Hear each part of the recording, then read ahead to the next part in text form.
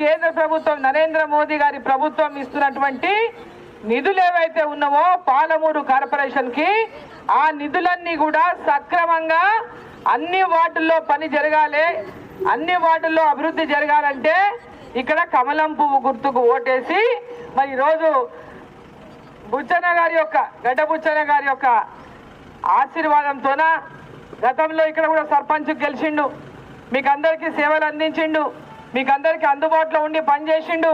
అదేవిధంగా భవిష్యత్తులో కూడా మీకు అందరికీ పిలిస్తే పలుకుతాడు. ఎక్కడ ఏ సమస్య ఉన్నా మీ సమస్యలను మా దృష్టికి తీసుకొస్తాడు.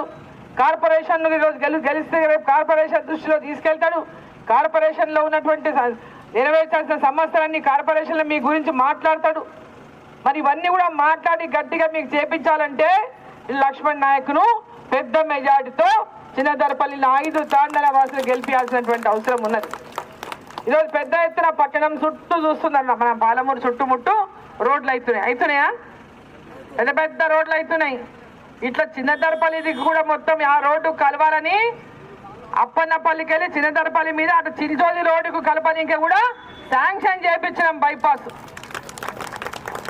మరి ఇదంతా మీరు ఇది కూడా ఈ ప్రాంతం అంతా టౌన్లో కలిసిపోవాలి, ఈ ప్రాంతం అంతా కూడా అభివృద్ధి కావాలని దాన్ని కూడా మనం ఈరోజు బైపాస్ చేపిస్తున్నాం. చుట్టుముట్టు టౌన్ చుట్టుముట్టు ఈ చిన్నదరపల్లి పైన కూడా మనకు ఆ రోడ్డు వస్తుంది. ఇప్పుడు మరి ఈరోజు టీడీగుట్ట రైల్వే గేటు, ఆ గేటు పడినప్పుడల్లా తిప్పరపడతారు అందరు, ఎందుకంటే రైళ్ళు ఎక్కువ తిరుగుతున్నాయి. ఇప్పుడు అప్పట్లోకి లేవు, రైళ్ళు ఎక్కువైనాయి, గేటు పడుతూనే ఉంటుంది.